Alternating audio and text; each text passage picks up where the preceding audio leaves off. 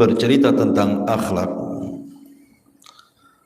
artinya kita bercerita tentang amalan yang sangat ringan bagi yang Allah ringankan, tetapi pahalanya sangat-sangat besar sekali.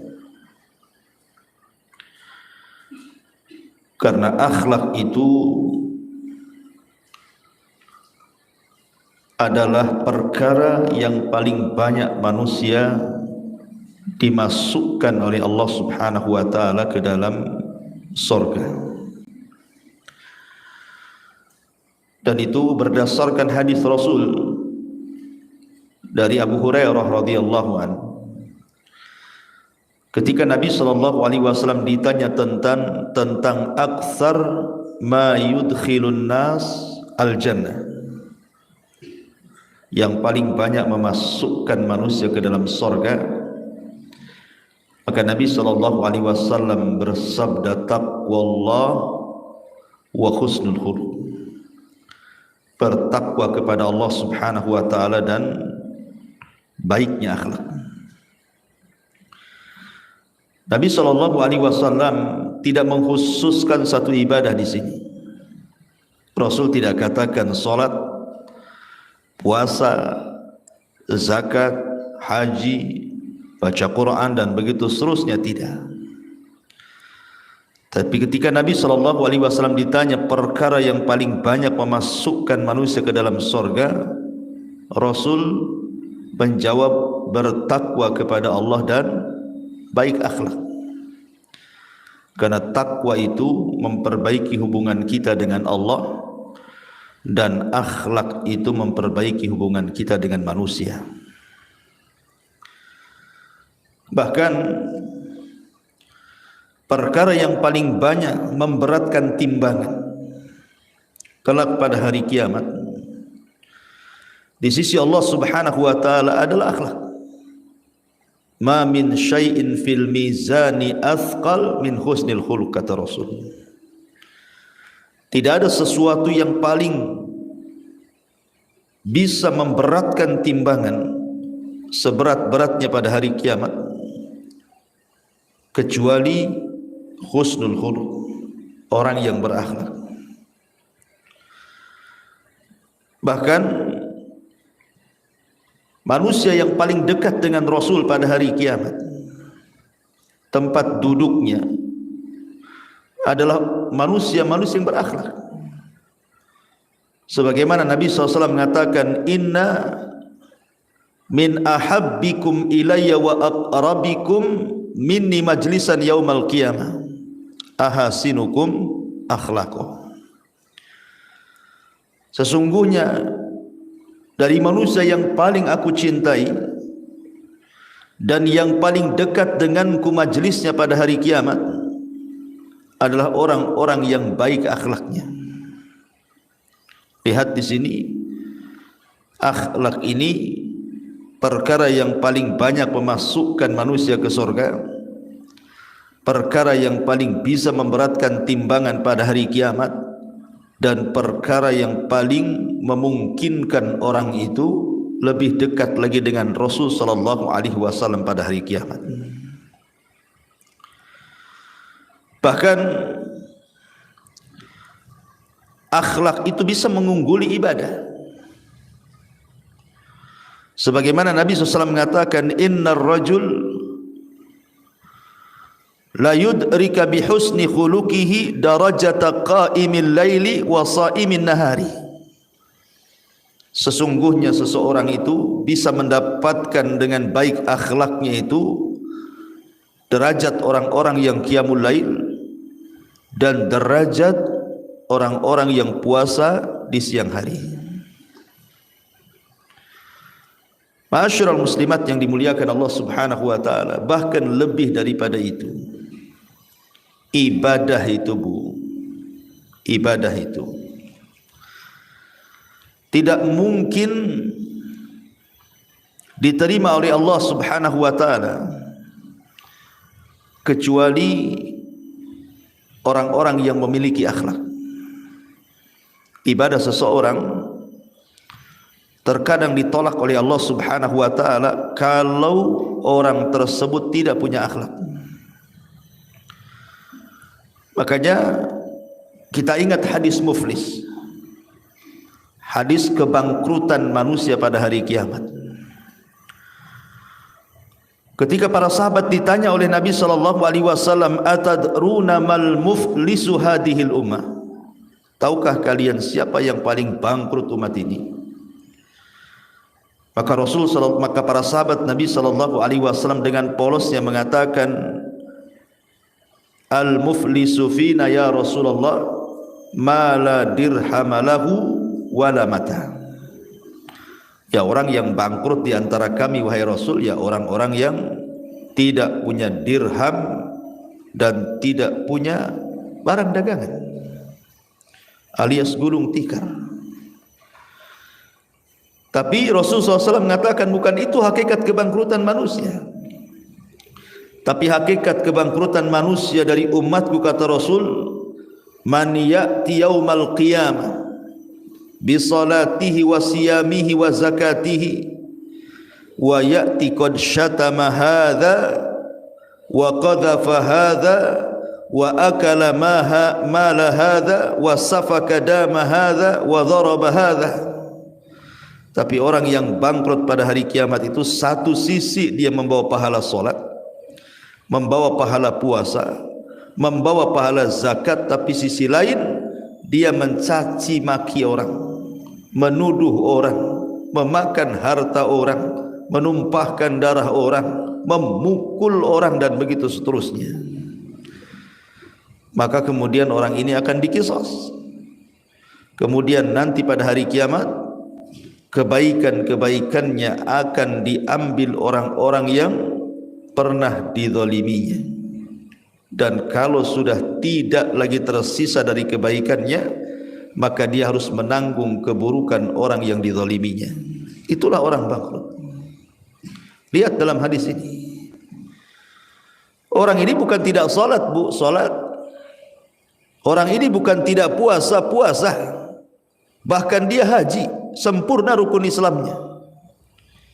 Tetapi ketika tidak ada akhlak pada kehidupannya, dia justru suka mencaci, suka memaki, suka menuduh, mengambil harta orang, memukul atau membunuh. Ini kan akhlak-akhlak buruk.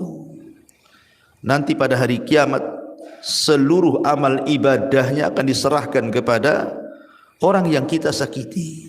Dari sini kita tahu bahwa ibadah itu sangat tergantung dengan akhlak. Ibadah itu sangat tergantung dengan akhlak. Bahkan rukun Islam yang 5, apakah itu syahadatnya, apakah itu solatnya, apakah itu puasanya, apakah itu zakat dan hajinya, tidak lain dan bukan rukun Islam itu diperintahkan karena inti kandungannya juga kembali ke akhlak. Makanya lihat para sahabat Nabi sallallahu alaihi wasallam. Banyak para sahabat Nabi itu sebelum mereka masuk Islam, mereka para peminum khamr. Mereka juga pembunuh. Mereka juga orang-orang yang keras. Tapi setelah kemudian mengucapkan 2 kalimat syahadat dan mereka dinyatakan masuk Islam, maka mereka menjadi orang-orang yang lembut dan berakhlak. Karena syahadat, 2 kalimat syahadat itu menjadikan orang berakhlak. Kemudian salat. Bagaimana Allah Subhanahu wa taala mengatakan innas salata tanha 'anil fahsya'i wal munkar. Sesungguhnya salat itu mencegah perbuatan keji dan kemungkaran. Lihat bagaimana di balik hikmah salat itu adalah mengajarkan akhlak supaya orang tidak berbuat keji ataupun tidak berbuat kemungkaran. Dan itu bagian daripada akhlak. Ataupun puasa. Nabi sallallahu alaihi wasallam sampai mengatakan idza kana yaumu shaumi ahadikum fala yarfus yauma idzin wala yaskhab fa in syatamahu ahadun aw qatalahu falyaqul inimru'un shaim. Kata Nabi SAW, apabila salah seorang di antara kalian sedang berpuasa, maka jangan mengeluarkan kata-kata kotor. Jangan pula berteriak-teriak yang tidak ada manfaatnya. Dan kalau ada orang yang mencelanya atau mengajak bertengkar kepadanya, maka orang yang berpuasa diperintahkan oleh Rasul, falyakul ini mra'um shaim. Afwan, saya lagi puasa, saya tidak akan melayani kamu. Lihat, puasa membentuk karakter, membentuk akhlak. Begitu juga haji.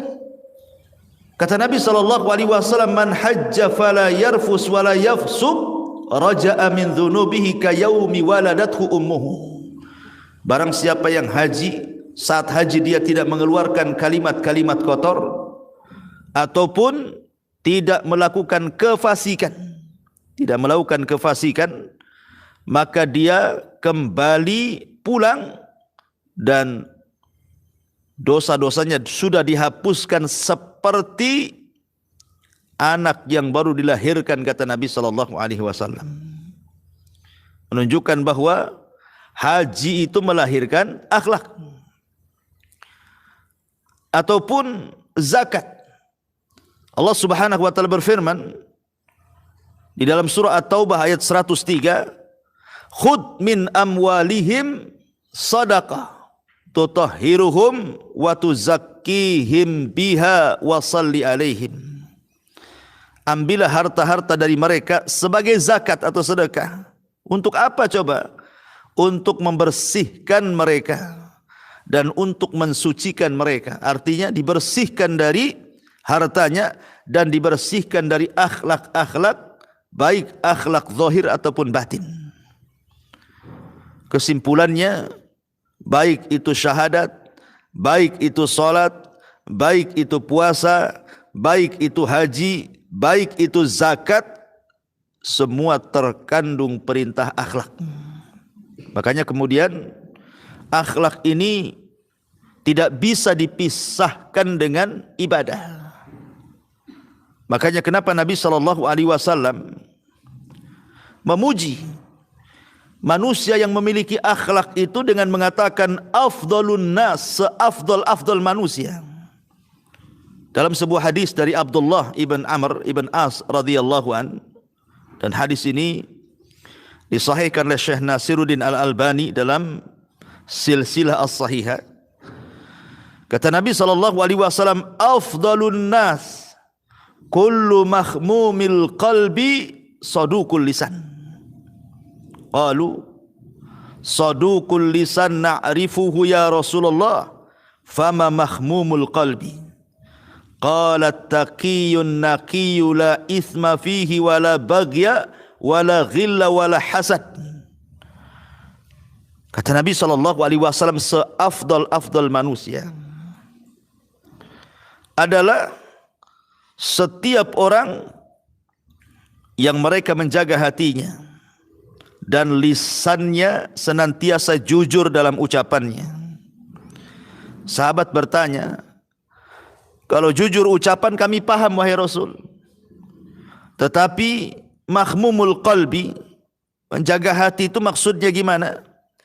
Maka Rasul SAW mengatakan, menjaga hati itu artinya seseorang berusaha untuk bertakwa dan membersihkan jiwa-jiwanya dari setiap penyakit yang tidak ada dosa di dalamnya, tidak ada kezaliman di dalamnya, tidak ada dengki di dalamnya, dan tidak ada hasad di dalamnya. Subhanallah. Rasul mengatakan seutama-utama manusia. Dan Rasul tidak mengatakan seutama-utama manusia adalah orang yang salat, orang yang puasa, orang yang haji, orang yang zakat, tidak. Tapi Nabi SAW mengatakan seutama-utama manusia adalah orang yang berakhlak. Subhanallah, akhlak ini sangat tinggi sekali nilainya. Makanya wajar kalau Nabi SAW adalah manusia yang paling berakhlak dari seluruh manusia satu jagat raya ini. Sampai Allah Subhanahu wa taala memuji Rasul, wa innaka la'ala khuluqin azim. Sesungguhnya engkau wahai Muhammad di atas akhlak yang paling besar. Ma'asyiral muslimat yang dimuliakan Allah Subhanahu wa taala. Lah akhlak sendiri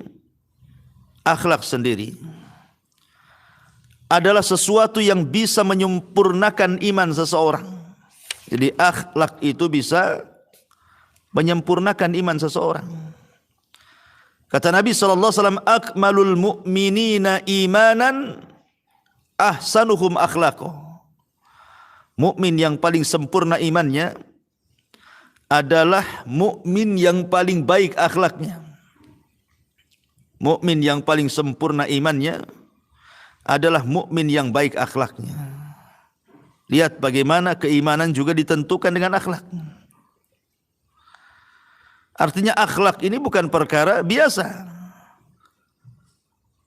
Karena banyak faedah-faedah yang akan didapat dari lahirnya berbagai macam keutamaan-keutamaan bagi orang-orang yang betul-betul berusaha untuk menjadi manusia yang berakhlak.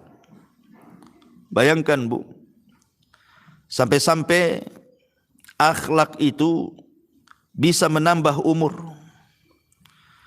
Kata Nabi SAW, husnul khuluqi wa husnul jiwari yu'ammiranid diyari wa yazidani fil a'mari.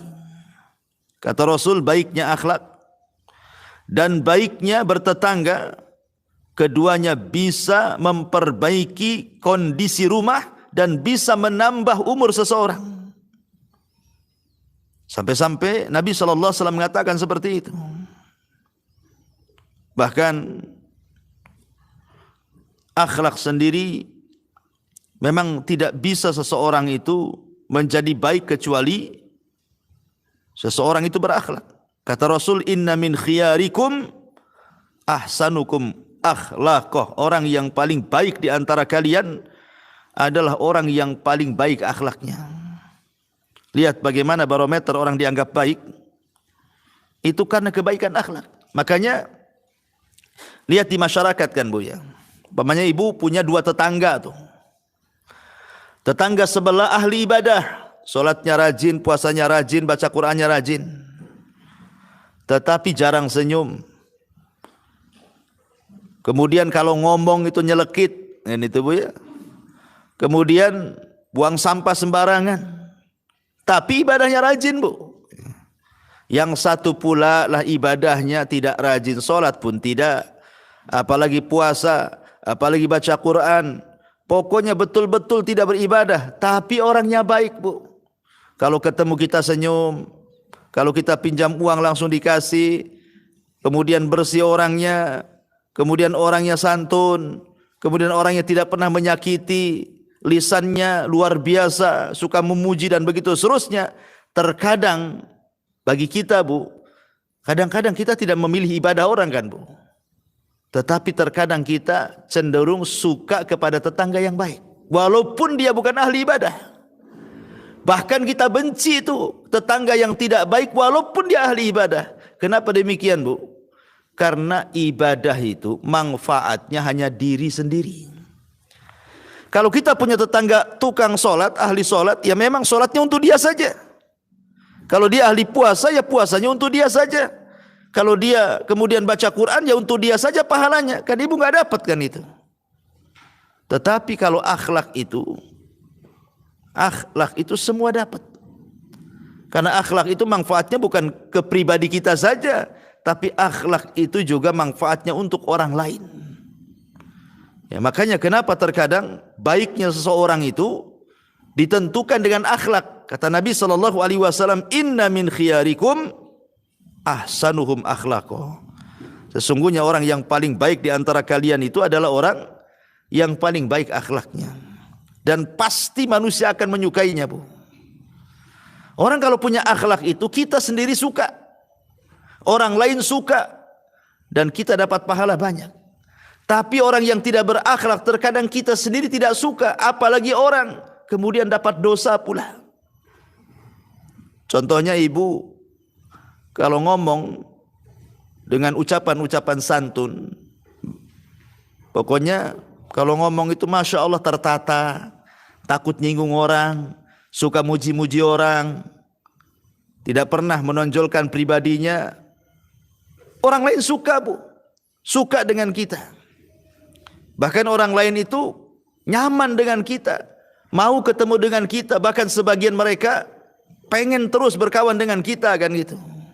Dan kita pun merasa plong karena tidak ada manusia yang disakiti oleh kita. Tapi kalau ibu ini lisannya umpamanya jahat gitu ya, sedikit-sedikit keluar kata-kata binatang. Kan ada orang itu yang tidak bisa meninggalkan kata-kata binatang, Bu. Saya pun heran ya, kok ada orang itu sedikit-sedikit itu maaf, kadang bilang babi, kadang bilang anjing, kadang bilang, pokoknya nggak pernah lisannya itu nggak bisa menghilangkan kalimat itu. Apapun ceritanya, sering keluar kalimat itu kan. Padahal kalimat itu akan dihisab loh, akan dipertanyakan oleh Allah Azza wa Jal. Karena di sisi kanan kiri kita itu ada raqib atid masalahnya. Orang ini nggak sadar kalau dia dicatat ucapannya tuh. Lah orang-orang yang terkadang tidak punya akhlak, kasar dalam ucapan, Bu. Kadang-kadang menyesal. Orang yang mengucapkannya saja kadang-kadang menyesal. Kenapa aku tadi ngomong begini? Kenapa aku ngomong begitu? Yang dengar sakit hati pula kan gitu. Aduh, kenapa lah saya ketemu dengan si Anu gitu. Tadi hati saya enak-enak saja, sekarang makan pun susah katanya. Kepikiran tuh omongan orang itu. Sudah kemudian kita sendiri yang ngomong gak enak, orang yang mendengarkan tersakiti, dapat pula dosa. Itulah dampak daripada akhlak. Makanya, ma'asyiral muslimat yang dimuliakan Allah Azza wa Jalla, Rasul dengan tegas, inna min khiyarikum ahasinukum atau ahsanukum akhlaqo. Orang yang paling baik di antara kalian itu orang yang baik akhlaknya. Ma'asyiral muslimat yang dimuliakan Allah Subhanahu wa taala. Bahkan seagung-agungnya al-qurbat, perkara-perkara yang bisa mendekatkan diri kepada Allah, itu salah satunya adalah dengan akhlak ya. Karena tadi saya katakan bahwa innal abda la yablughu bi husni khuluqihi azima darajatil akhirati wa syarafal manazili wa innahu la dhaiful ibadah. Sesungguhnya seorang hamba pasti akan mencapai derajat yang agung di akhirat dan kedudukan yang mulia dengan akhlak yang baik, meskipun hamba itu lemah dalam ibadah. Perhatikan ya, meskipun lemah ibadahnya tapi akhlaknya bagus, Bu. Makanya saya heran ya, ada orang itu dari segi ibadah ya kurang gitu ya, dari segi akhlak pula dia jahat. Tidak ada yang diunggulkan. Kalau ibadahnya bagus itu kemudian akhlaknya tidak bagus, masih mendingan lah kan, itu bahasa kitanya. Masih ada lah yang dibanggakan. Atau akhlaknya baik ya, kemudian ibadahnya pula rajin, dua-duanya dia dapat gitu.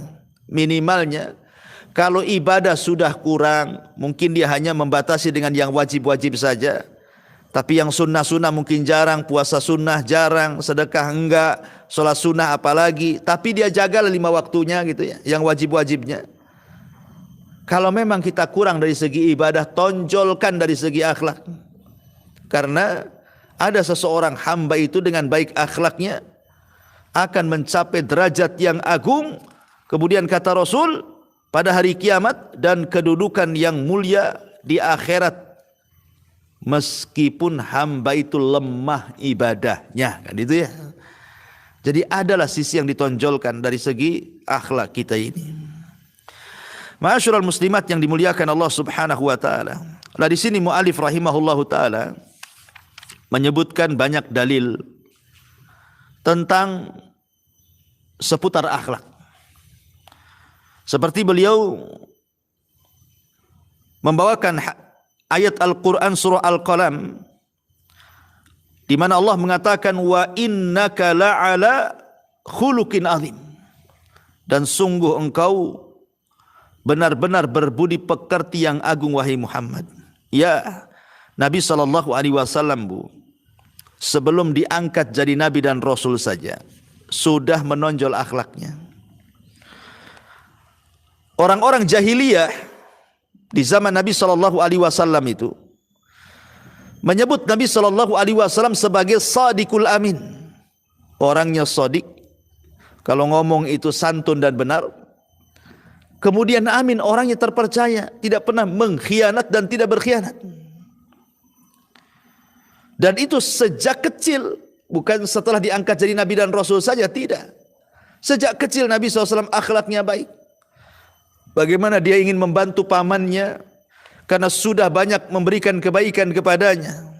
Jazaul ihsan ilal ihsan, mengajarkan balasan orang baik itu adalah kebaikan. Dan itu dicontohkan oleh Nabi SAW sejak kecil dia sudah menjadi penggembala kambing untuk membantu ekonomi pamannya. Kemudian ketika dia dititipi oleh teman-teman sejawatnya, kambing-kambing gembalaannya, sementara ada acara entah walimah entah acara, kawan-kawannya terkadang menitipkan kambing kepada Rasul yang jumlahnya bukan 10-20, mungkin ratusan kambing. Tapi tidak ada satupun kambing yang hilang, bahkan kambingnya gemuk-gemuk dirawat Nabi SAW. Amanah. Bahkan sampai diangkatnya beliau menjadi Nabi dan Rasul pun, beliau sangat amanah. Di mana barang-barang orang Quraisy itu, kalau mereka safar dititipkan kepada Nabi SAW, tidak ada yang hilang. Tidak pernah digunakan, bahkan dirawat. Tidak seperti kita dititipi barang itu. Maaf ya, saya titip motor. Motornya dipakai sama ibu seharian tuh. Dah rusak dikembalikan. Lah gimana ini kan? Barang titipan terus dijaga gitu ya. Dan balasannya nanti di akhirat. Bukan balasannya di dunia dengan mengatakan enak saja nih titip motor sama saya. Ya saya pakailah Ustaz kan itu. Enggak begitu. Kita ini kalau memang ingin dapat pahala besar, rawat. Kecuali kalau kita memang izin sama yang nitip. Boleh nggak saya pakai motormu selama dititip di saya? Dan saya janji nanti kalau rusak saya perbaiki. Kan enak gitu Bu ya. Tapi kalau nggak ada omongan kayak gitu, ya taruh aja lah, kita jaga di rumah kita. Itu titipan orang. Kalau nanti datang orangnya kita kembalikan. Terus saya dapat apa? Dapat pahala. Ya, kita dapat pahala. Itu yang dilakukan Nabi SAW. Dan Nabi SAW tidak pernah mengucapkan kecuali kebenaran. Dan itu disaksikan baik lawan ataupun kawan. Sak benci-bencinya orang-orang kafir Quraisy kepada Rasul, sekelas Abu Jahal, apalagi apabila ditanya soal Nabi SAW, dia mengatakan apa? Aku tidak pernah melihat dari lisannya keluar kedustaan. Bahkan Nabi Sufyan sebelum masuk Islam, yang merupakan pemimpin Quraisy juga, ketika ditanya oleh Raja Herakli soal kenabian Rasul SAW, kemudian ditanya soal apakah orang yang ngaku Nabi di Mekah itu kalau ngomong dia bagaimana? Dia mengatakan, aku tidak melihat kedustaan pada raut wajahnya katanya. Jadi Nabi SAW itu betul-betul memang di atas akhlak yang luar biasa. Itu sebelum diangkat jadi Nabi itu. Apalagi setelah diangkat jadi Nabi, Ummuna Aisyah radhiyallahu anha ditanya soal akhlak Nabi SAW, maka Rasul mengatakan, Aisyah radhiyallahu anha mengatakan, kana khuluquhul Quran. Akhlaknya Rasul itu adalah Al-Quran. Setiap perintah kebaikan dalam Al-Quran sudah dilaksanakan Nabi. Itulah Nabi SAW, Al-Quran yang berjalan. Makanya Allah Subhanahu wa taala katakan, wa innaka la'ala khuluqin azim. Dan sungguh kamu wahai Muhammad benar-benar di atas akhlak yang sangat mulia. Adapun Allah Subhanahu wa taala di sini memerintahkan juga di dalam surah Fussilat ayat 34, wadfa billati hiya ahsan fa idza kana alladhi bainaka wa bainahu adawatun ka'annahu waliyyun hamim. Tolaklah kejahatan itu dengan cara yang lebih baik. Kalaupun kita harus menolak kejahatan dengan kejahatan, maka balaslah kejahatan itu dengan kejahatan yang semisal saja Bu. Seperti ibu dicela, kemudian ibu tak terima, boleh enggak Ustaz menjawab celaan dengan celaan? Boleh, tetapi dengan celaan yang sama. Pamannya ibu dikata-katai yang tidak baik. Oh, orang itu otaknya kayak otak binatang apa gitu ya. Itu otak semut tuh katanya. Ya. Jadi kalau ada orang yang kemudian mencela seperti itu kata Bu, maka ibu boleh mencela balik. Otak dia yang semut. Gitu Bu ya. Sudah sampai di situ saja. Kalau dia mengatakan otak ibu otak semut, maka ibu katakan dia juga otaknya semut. Titik sampai di sini. Jangan ibu tambah. Itu bukan semut saja, buaya-buaya ada tuh. Ini kan, ini ibu nambah namanya ya. Jadi jangan ditambah. Kalau mau membalas kejahatan itu cukup dengan kejahatan yang sama. Tapi kalau seandainya ibu balas dengan kebaikan, maka Allah mengatakan idfa billati hiya ahsan. Tolaklah kejahatan itu dengan cara yang jauh lebih baik lagi. Fa idzal ladzi bainaka wa bainahu adawah ka'annahu waliyyun hamim. Maka tiba-tiba orang-orang yang antara kamu dan dia ada permusuhan, seolah-olah telah menjadi teman yang sangat setia. Maknanya jangan ditampakkan permusuhan kita dengan orang itu. Kalau ada orang benci sama kita, kalau memang kita tidak bisa untuk membalas menasihatinya karena dia sangat memusuhi kita gitu ya. Minimalnya jangan pula tampakkan ketidaksukaan kita dengan dia. Kita tahu dia benci kita, dia memusuhi kita, dan dia suka mencela kita di balik kita, di belakang kita, dan begitu seterusnya. Tapi upayakan Bu, jangan tampakkan itu kepada orang. Seolah-olah kita tidak ada masalah dengan dia. Padahal masalahnya besar gitu ya. Nah, itulah akhlak. Berusaha menutupi diri kita. Jangan sampai kemudian sesuatu hal yang kita tidak suka itu ditampakkan kepada orang lain. Setiap tidak suka ditampakkan. Justru tidak berakhlak itu yang seperti itu. Bu, Nabi itu, masalah dia jauh lebih berat dibandingkan kita Nabi itu. Dia harus menghadapi musuh-musuhnya. Dia harus mencari nafkah untuk keluarganya. Dia harus berdakwah kepada umumnya manusia. Banyak persoalan manusia datang kepada Rasul minta diselesaikan. Masalah Rasul itu jauh lebih banyak dibandingkan kita, Bu.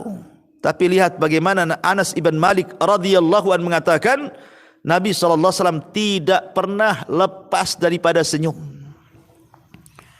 Rasul itu tidak lepas daripada senyum.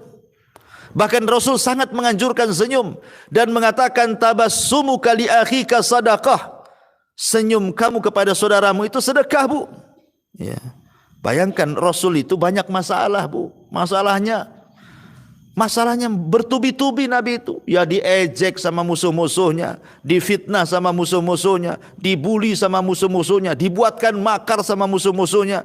Belum lagi dia harus menghadapi para sahabat, mendamaikan perselisihan para sahabat. Belum lagi harus berjihad, berperang, dan begitu seterusnya. Masalah Nabi itu menumpuk. Masalah kita ini gak seberapa dengan masalah Nabi.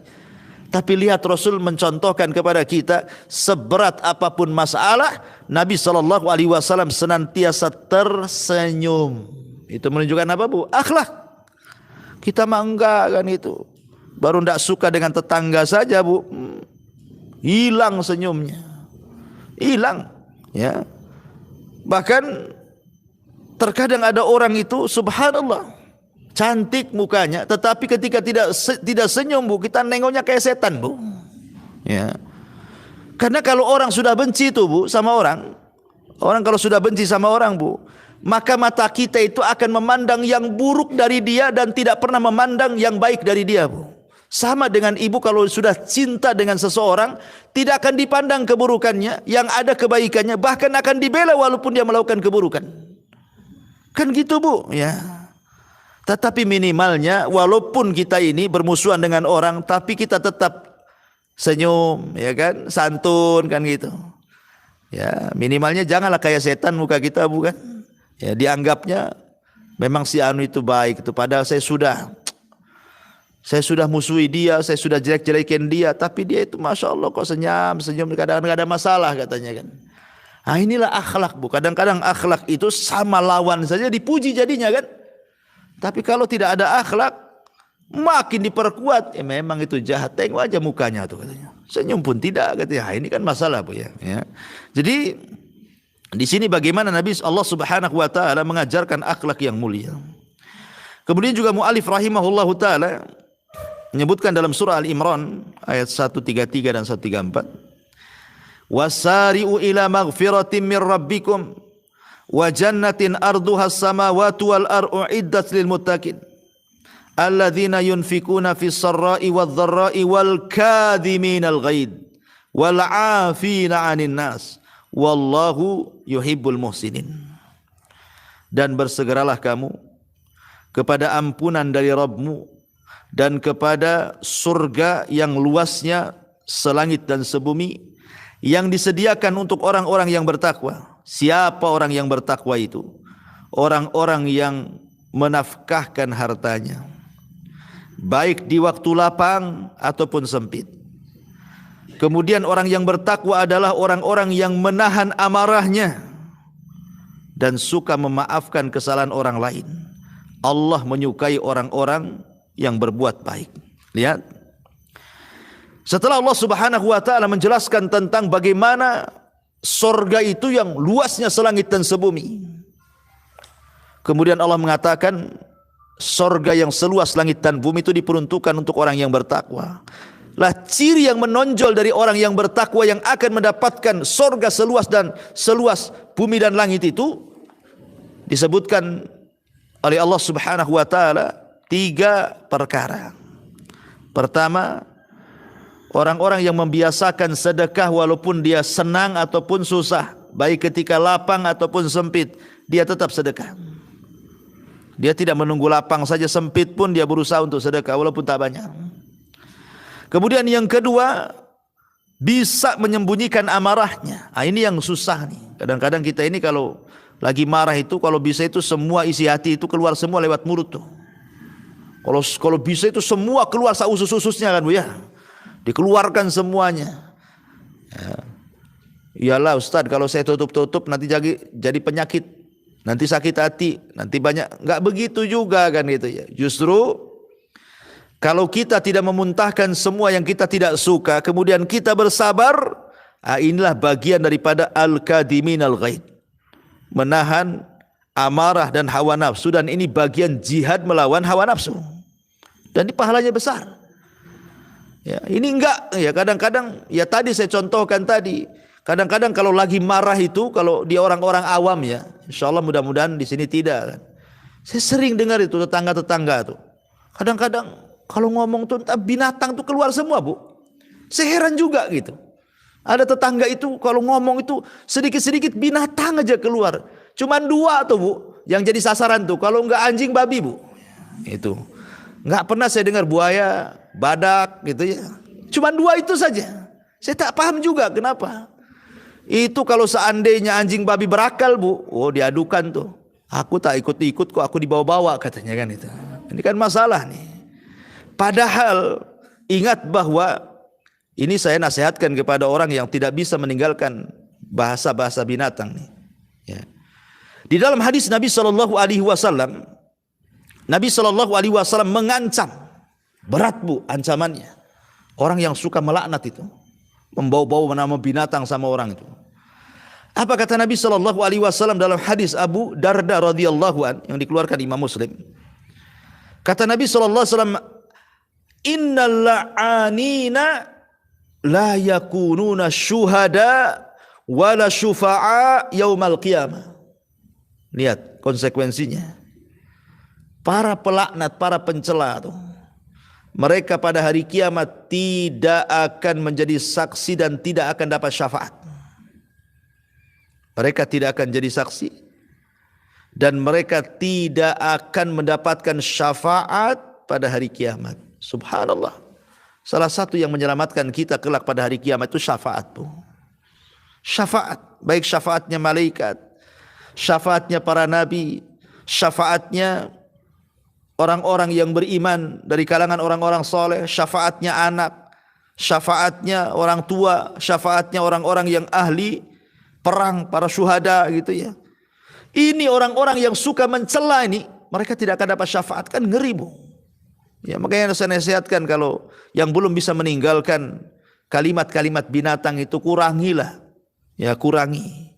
Ya, kalau bisa sih dikurangi, bukan berarti diganti. Ya, diganti sama aja kan gitu ya. Kan saya sudah ganti yang lebih halus Ustaz. Biasa saya bilang anjing, sekarang saya bilang curut katanya. Lah sama aja kan gitu. Itu binatang juga. Ya. Sebaiknya jangan, nggak usah ganti-ganti, hilangkan. Dihilangkan. Karena itu celaan-celaan yang luar biasa. Takutnya sudah menjadi latah tuh Bu. Itu yang jadi masalah. Kalau sudah menjadi latah ucapan seperti itu, nanti akan dibawa kepada pikun dia. Kalau Allah takdirkan dia pikun. Coba bayangkan. Orang yang terbiasa mengucapkan kalimat binatang ketika warasnya, ketika dia pikun, itu yang dikhawatirkan. Akhirnya kadang belum pikun Bu, kadang-kadang terperanjat, kaget mungkin bahasa kitanya ya. Itu yang keluar bahasa itu juga tuh. Padahal hanya kaget saja. Apalagi kalau sudah pikun kan gitu ya. Ya Allah, ini nggak kita bayangkan gitu. Kebiasaan-kebiasaan buruk itu masuk ke dalam kepikunan dia. Oleh karena itulah maka Nabi SAW sampai keras nih mengatakan la'anun ya la yakununa syuhada wala syufa'a yaumal qiyamah. Ma'asyiral muslimat yang dimuliakan Allah Subhanahu wa taala. Kemudian Allah Subhanahu wa taala mengutus rasulnya untuk menyempurnakan akhlak. Berdasarkan sabda Nabi SAW, innama bu'ithu liutammima makarimal akhlak. Sesungguhnya aku diutus hanyalah untuk menyempurnakan akhlak manusia. Menyempurnakan akhlak manusia. Subhanallah. Lalu akhlak seperti apa Bu? Akhlak seperti apa yang diajarkan Nabi SAW? Dan artinya sifat-sifat orang berakhlak itu seperti apa sih sebenarnya?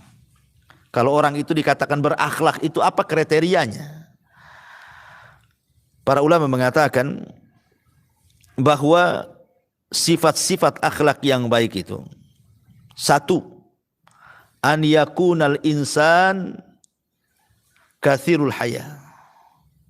An yakunal insanu kathiral hayai qalilal adha. Hendaklah manusia itu diperbanyak perasaan malunya dan disedikitkan untuk membuat sakit orang lain atau mengganggu orang lain atau menghina orang lain dan begitu seterusnya. Disedikitkan, berusaha dikurangi. Ya. Dan rasa malu itu tidak mendatangkan kecuali kebaikan Bu. Malu untuk berghibah akhirnya tak ghibah. Malu untuk berdusta akhirnya tak dusta. Malu untuk mencela akhirnya tak mencela. Malu untuk maksiat akhirnya tidak maksiat. Rasa malu itu tidak mendatangkan kecuali kebaikan. Ya. Kemudian disedikitkan al-adha. Jangan sampai kemudian mengganggu orang. Kalau tidak bisa meninggalkan secara keseluruhan, ya dikurangi sampai betul-betul kita menjadi orang yang tidak pernah menyakiti orang. Kemudian yang kedua, kathirus salahi, sadukul lisani, qalilul kalami. Yang kedua, banyak memperbaiki diri, introspeksi apa yang kurang, apa yang salah ya dari diri kita ini. Kemudian lisannya berusaha setiap hari dilatih untuk santun. Memang melatih lisan itu yang terbiasa kasar itu memang agak sulit ya. Tetapi harus dilatih. Dibuang itu bahasa-bahasa binatang, bahasa-bahasa kasar, bahasa-bahasa itu kalau bisa dibuang. Ya mulailah dia lembut kan itu ya. Nanti bisa kok, perangai itu bisa dirubah. Karena asal manusia itu tidak kasar. Ya. Asal manusia kan lembut Bu. Lihat bayi itu kan lembut, lucu, itu asal manusia. Udah gede, kita pun serem nengoknya gitu ya. Kemudian sedikit bicara, karena kalau sudah banyak bicara itu biasanya banyak salahnya. Kalau sudah banyak salahnya, banyak dosanya. Kalau sudah banyak dosanya ya kemana lagi, ya neraka tempatnya kan itu. Kalaupun harus banyak bicara, maka ucapkan kalimat-kalimat santun, kalimat-kalimat yang baik, ayat-ayat Al-Quran, hadis-hadis Rasul, nasihat-nasihat gitu ya. Kalaupun harus banyak ngomong, kayak Ustadz gini kan, perasaan dari awal sampai akhir saya aja yang banyak ngomong di sini Bu, ya kan? Ya tapi yang kita sampaikan itu kan nasihat-nasihat gitu ya, ayat-ayat, nggak masalah kalau harus banyak ngomong.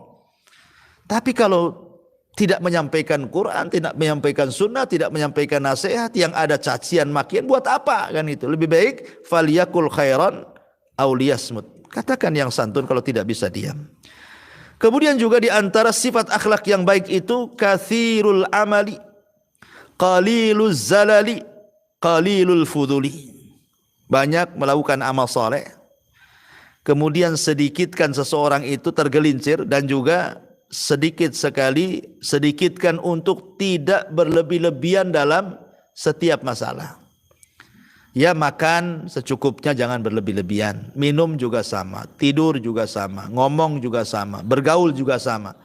Karena sesuatu yang sifatnya melampaui batas itu tidak bagus. Apapun. Ibadah pun sama, kalau melampaui batas kan jatuh ke bid'ah, Bu, enggak boleh. Ya.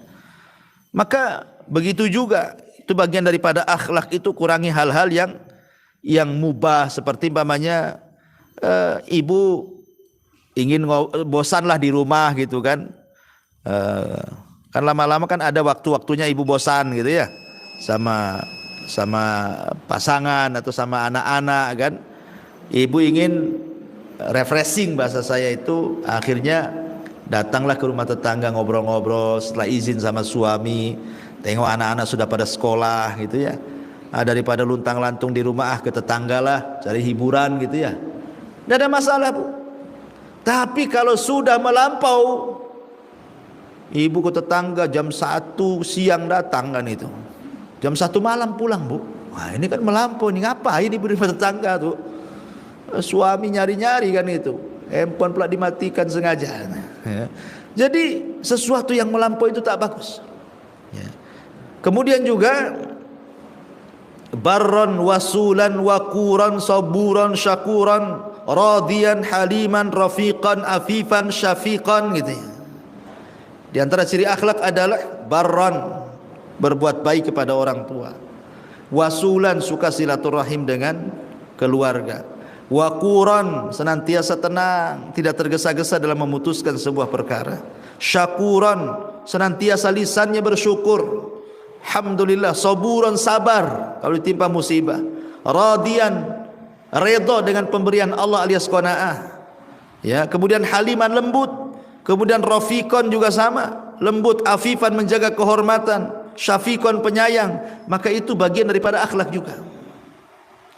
Kemudian juga sifat akhlak yang baik, la la'anan, tidak suka mencaci, berlaknat.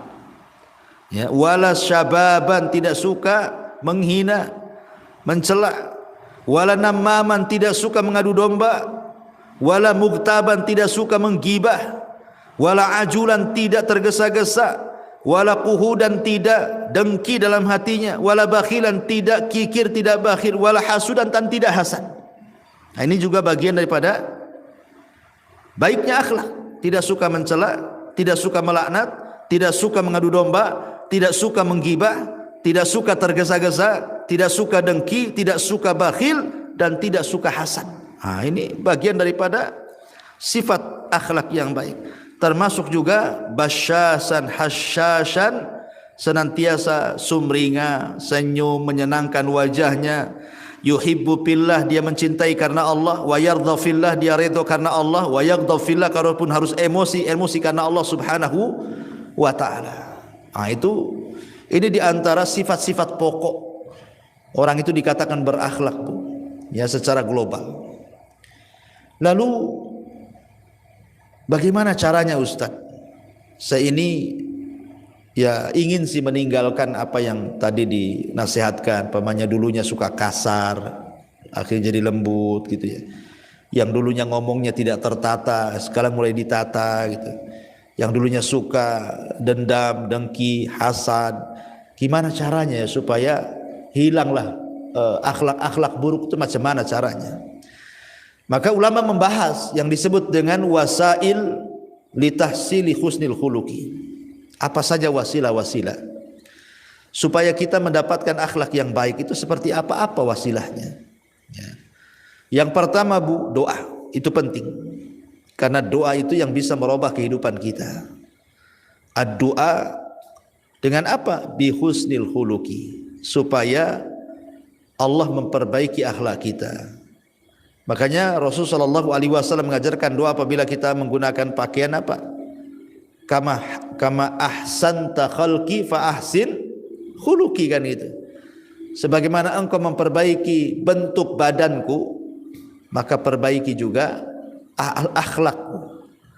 Jadi minta bukan hanya bentuk badan saja, tapi yang lebih daripada itu ada akhlak batin yang jauh lebih baik. Libasut taqwa namanya. Kan ada pakaian itu ada dua, Bu. Ada pakaian luar, ada pakaian dalam. Bukan pakaian dalam itu yang dipahami, enggak. Maksudnya kalau pakaian luar itu berkaitan dengan fisik ibu berdandan, pakai celana yang bermerek, pakai baju yang bermerek, pakai tas yang bermerek. Belum lagi kemudian kosmetiknya dan macam-macamnya lah, alat-alat dandannya itu yang mahal-mahal. Bukan hanya sekedar itu, Bu, memperbaiki badan itu. Atau kalau punya uang datang ke rumah sakit, dioperasi, suntik sana, suntik sini, biar kencang tidak miring, kan itu ya. Tapi yang lebih daripada itu, libasut taqwa kata Allah. Pakaian takwa yang lebih baik. Maka berdoa kepada Allah Azza wa Jal, bukan hanya Allah memperbaiki badan kita saja supaya tidak sakit, supaya tidak cepat tua gitu ya. Maka minta kepada Allah juga supaya diperbaiki akhlaknya. Ini yang pertama doa.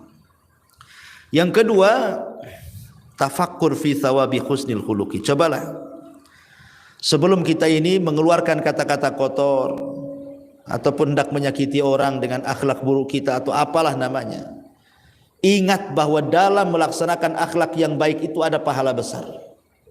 Dan tidak tanggung-tanggung pahala orang yang berakhlak itu. Ingat bahwa yang berakhlak itu adalah seafdol-afdolnya manusia. Bahwa orang yang berakhlak itu adalah sesuatu yang paling banyak memasukkan ke surga. Bahwa orang yang berakhlak itu sesuatu yang paling memberatkan timbangan dia. Bahwa yang berakhlak itu sesuatu yang paling mendekatkan dia dengan Rasulullah SAW pada hari kiamat. Bahwa sebaik-baik manusia ditentukan dengan akhlaknya. Ingat tuh keutamaan-keutamaan itu. Sehingga tidak jadi ya mau mencela akhirnya memuji. Kayak gitu, Bu ya. Memandang yang haram akhirnya yang halal, dan begitu seterusnya.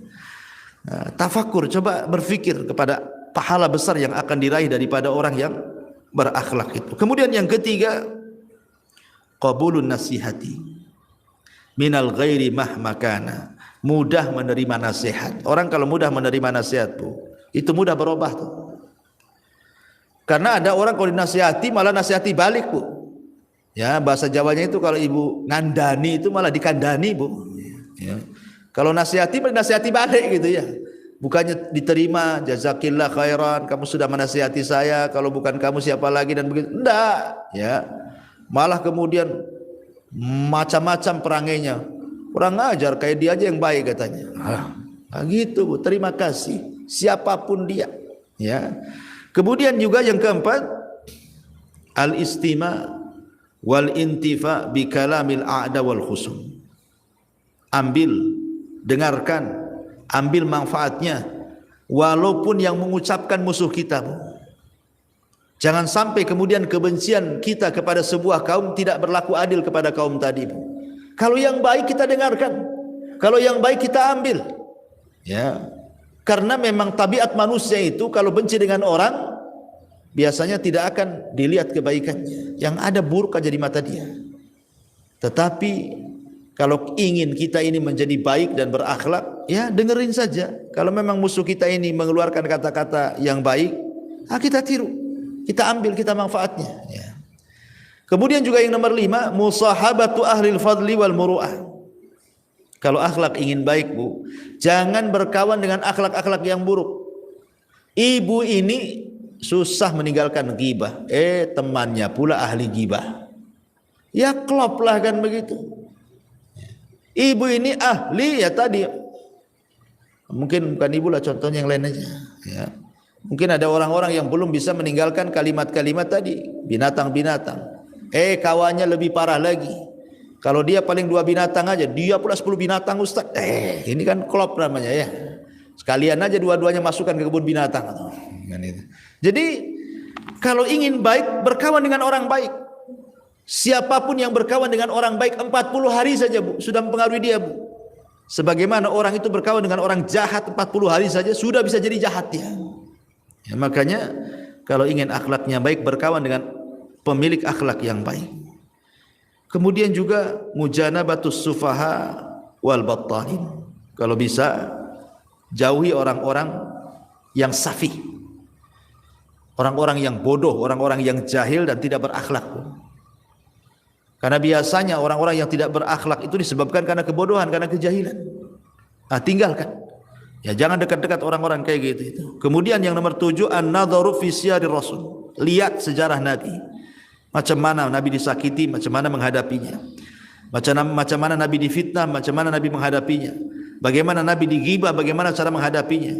Bagaimana Nabi SAW mulai dari sebelum diangkat jadi Nabi, setelah diangkat jadi Nabi, bahkan ketika dia berdakwah, macam mana dakwahnya. Jadi lihat sejarah Nabi supaya kita bisa mencontohnya. Ya. Kemudian juga yang nomor 8, tamrin an-nafsi ala fi'lil akhlaqil hasanati bi tatbiqil amali. Membiasakan bahwa akhlak itu bukan hanya sekedar teori, tapi kalau bisa juga dilaksanakan dalam segi perbuatan. Ya. Kemudian juga yang nomor 9, at-ta'ammul wa ta'arruf ala ma tahmiluhu nafsu min akhlaqis sayyiati wa adatil qabihati. Renungkan orang-orang atau akibat-akibat ketika orang itu berakhlak dengan akhlak yang bagus kan. Makanya sering saya ulang-ulang, Bu. Madrasah yang paling manfaat itu, yang sangat berharga bagi kehidupan kita, yang boleh jadi melebihi orang yang sekolah dari SD, SMP, SMA sampai S1, S2 sampai doktor, ya. Jadi madrasah kehidupan di sekitar kita kadang-kadang itu yang sangat bermanfaat untuk kita. Umpamanya ada kejadian nih, ada seseorang dibunuh. Kemudian kita tanya, kenapa dia dibunuh? Oh, gara-gara dia menghina. Jadi orang yang membunuhnya itu tersakiti hatinya. Mungkin dia mencaci maki, enggak terima, akhirnya ditusuk, matilah dia. Oh, berarti memang kita harus menjaga lisan. Kalau tidak nanti kita kena pula kayak dia. Padahal dia ngomong itu sepele saja. Boleh jadi mungkin tadi mengatakan si fulan anjing atau babi atau apa, akhirnya kemudian orang itu emosi, ambil pisau ditusuk, mati akhirnya. Ya. Kan banyak, Bu, saya lihat di berita-berita itu orang membunuh itu, Bu, itu gara-gara masalah sepele. Hanya gara-gara tersinggung. Ya. Tersinggung dia. Dari ucapannya yang kasar, tersinggung, akhirnya dibantai itu. Ini kan ataupun dari perbuatan-perbuatan buruk dia tidak menghargai dan begitu seterusnya, akhirnya kemudian dibunuhnya. Itu kan jadi pelajaran tuh.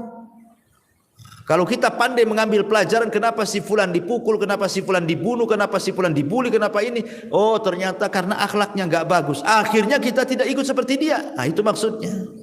At-ta'ammul wa ta'aruf ala ma tahmiluhu an-nafsu min akhlaqis sayyiati wa adatil qabihah ini.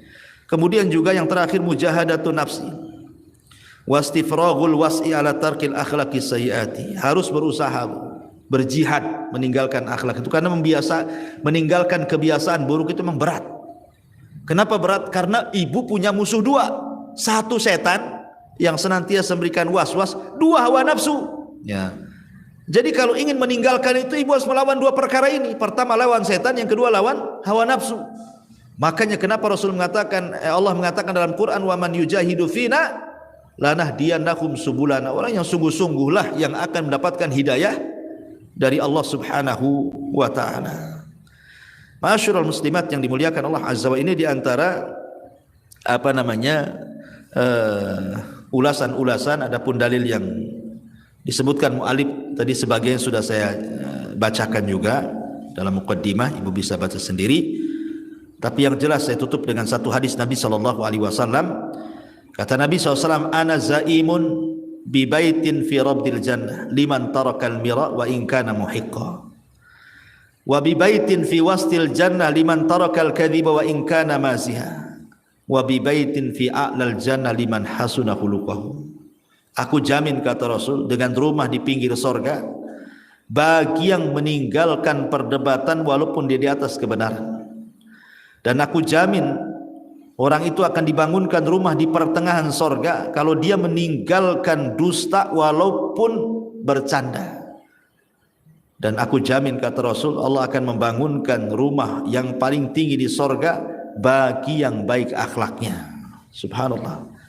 Allah akan bangunkan rumah di sorga yang paling tinggi liman hasunah khuluquhu, bagi yang baik akhlaknya. Wallahu a'lam bishawab. Dan nanti setelah bab ini mu'alif rahimahullah ta'ala akan memerinci akhlak-akhlak yang sangat bagus seperti sabar, syukur, dan begitu seterusnya ya. Nanti kita lanjutkan di pertemuan yang lainnya. Wallahu a'lam. Taib sampai di sini. Kalau ada yang bertanya silakan.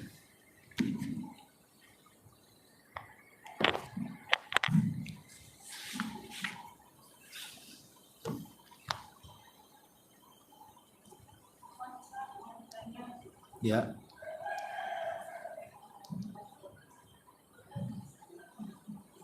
Bagaimana cara menyikapi kalau ada kerabat kita dia curhatnya ke kita itu coba untuk mencela, memanfaatkan dia, terus kita respon dengan hal yang baik, dia marah. Bagaimana cara menyikapinya? Iya, alhamdulillah. Nah, itulah kadang-kadang Bu, setan itu minal jinnati wan nas. Ada setan itu dari kalangan jin dan ada setan itu dari kalangan manusia. Ya, manusia ini siapa saja. Bisa orang dekat, bisa orang jauh. Bisa orang satu rumah, bisa orang di luar rumah kan itu.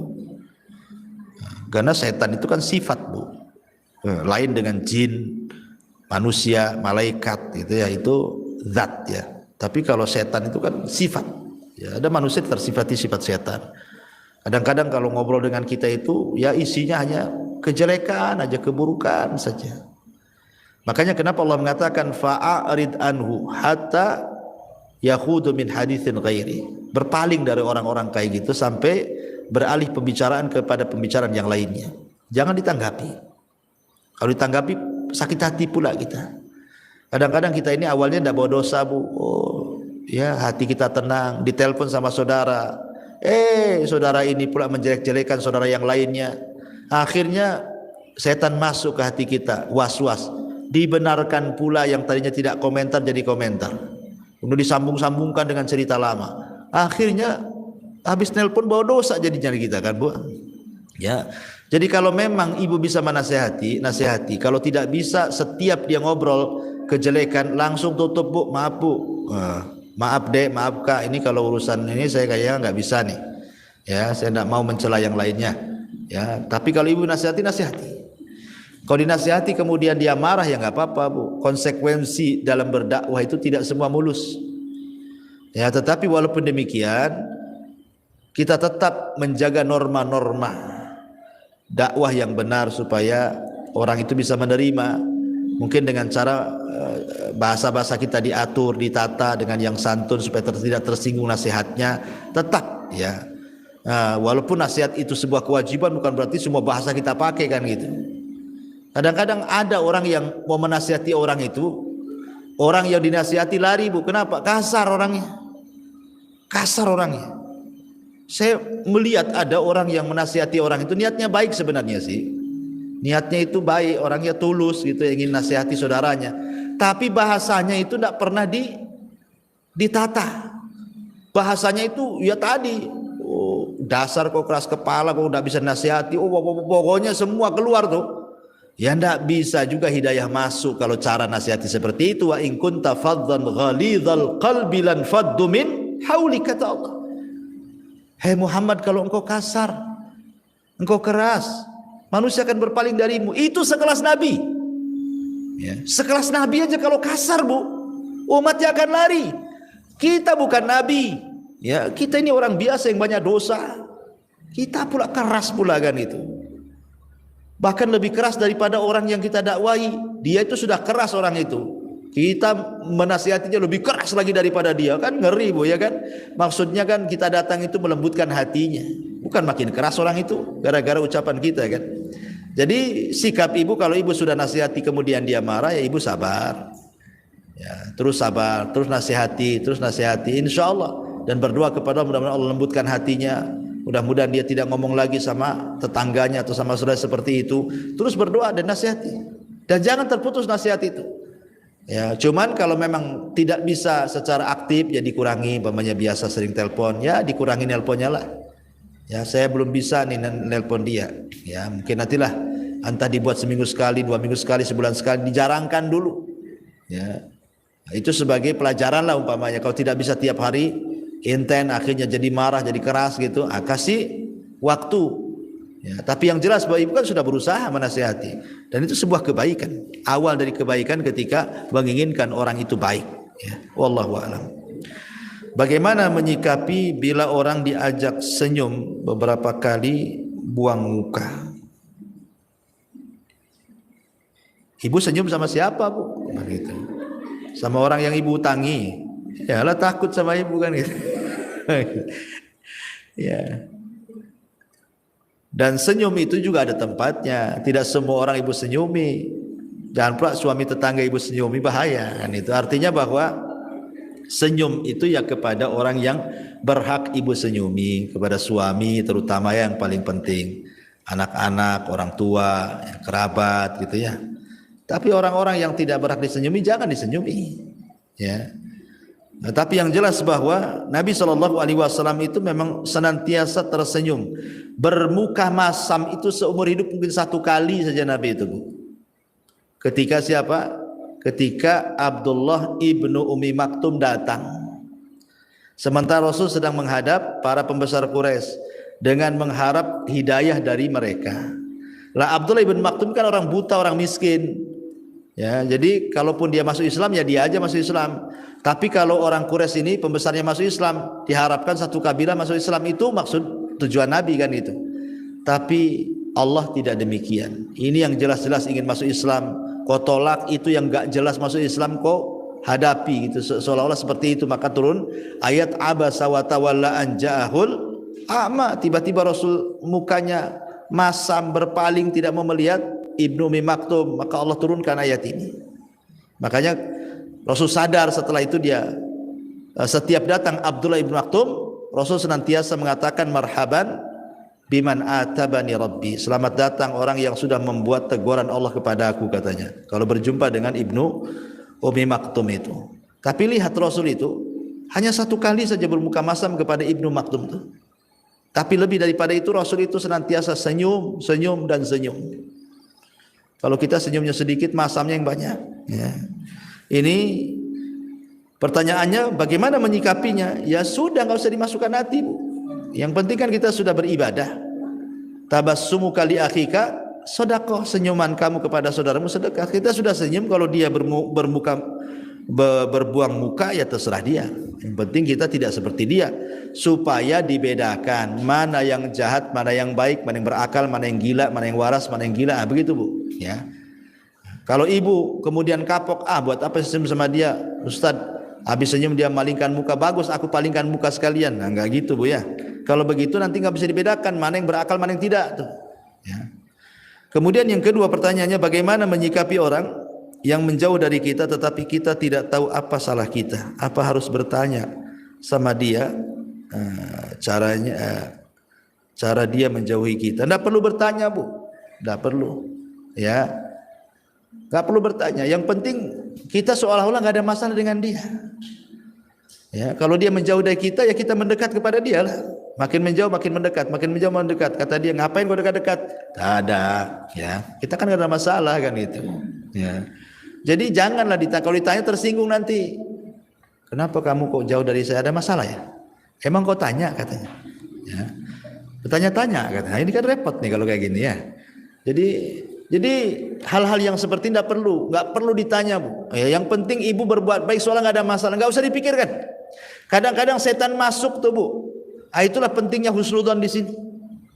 Berhusnudzon, kita husnudzon. Kenapa dia jauh dari saya daripada dekat? Mungkin dia lagi ada masalah dengan keluarganya. Mungkin ada masalah dengan yang lainnya. Mungkin ada masalah ini. Berhusnudzon, Bu. Kalau seandainya kita bisa berikan uzur 100 uzur, berikan. Jadi itu yang harus kita ada, supaya kita tidak sakit hati, supaya hati kita terjaga, ya, tidak terlingkupi dengan suudon, akhirnya kemudian setan masuk, was-was, kita jadi benci sama dia kan. Jadi itu yang harus dipahami, ya. Ada orang akhlak baik, ada orang yang akhlaknya baik tetapi tidak salat puasa, apakah termasuk orang yang beriman?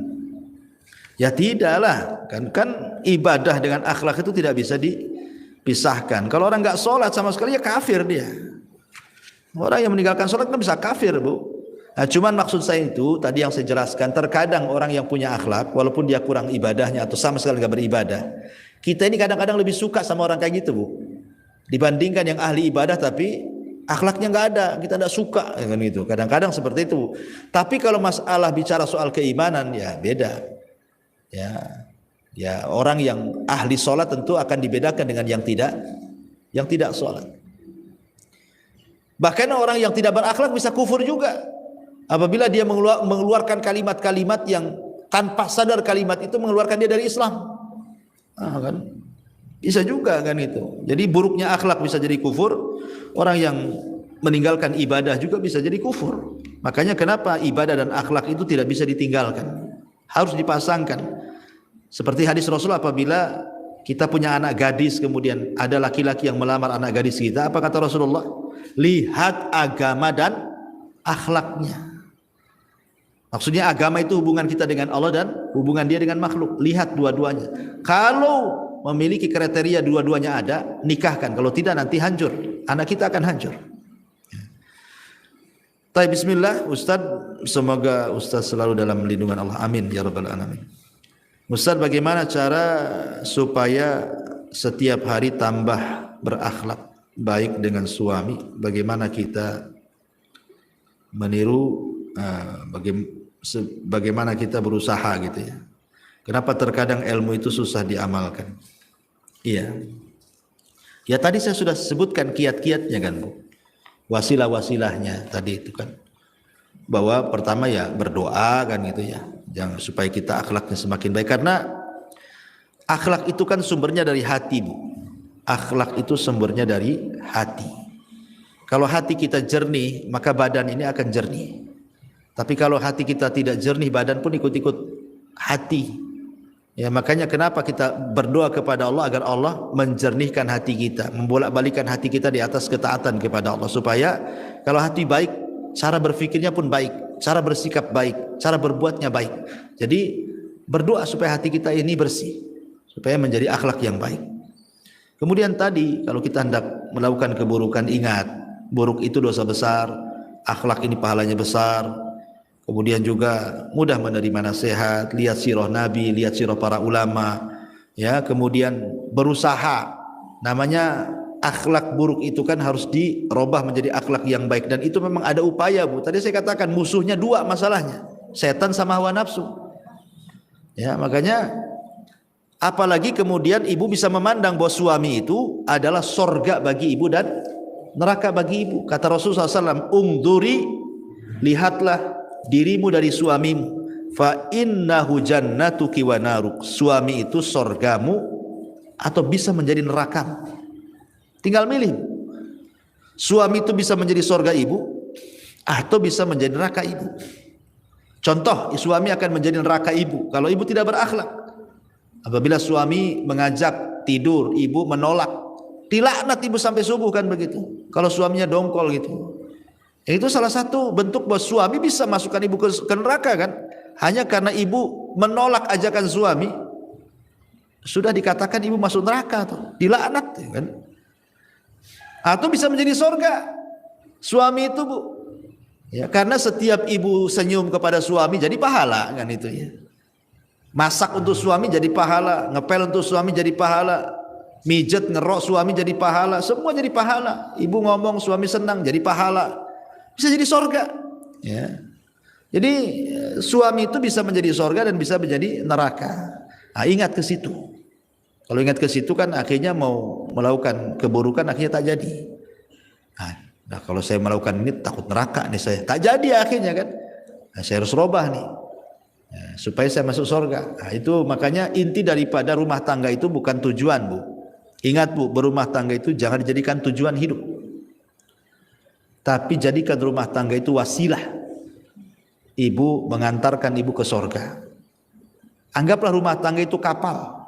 Kalau dengan naik ke atas kapal itu bahteranya sampai ke sorga, naik. Tapi kalau kapal itu mengantarkan ke neraka, turun, ngapain dilanjutkan? Ya. Jadi jadikan wasilah, karena semua yang ada di dunia ini bukan tujuan. Semua yang ada di dunia ini adalah wasilah menuju sorga Allah Subhanahu wa taala. Wallahu a'lam bishawab. Segera cukup sampai di sini. juga.